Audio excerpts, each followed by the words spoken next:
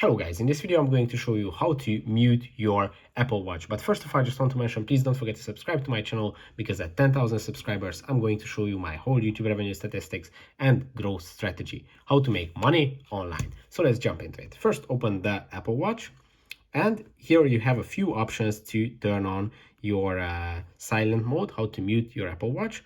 The easiest one is by swiping up from the bottom of the screen and tapping on this little bell icon, which is going to mute your Apple Watch immediately. If you don't find this icon here, you can go to the edit, which is on the bottom of the list, and you will see all the available options that you can add to your home screen, and you can add the silent mode.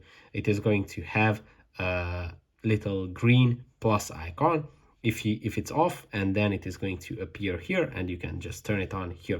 Another option to silence your Apple Watch is by going to the settings menu, and in the settings menu to the sounds and haptics, and you can turn on silence mode here as well, or you can decrease the volume. So that's pretty much it for this video. Don't forget to subscribe, and see you in the next one. Bye bye.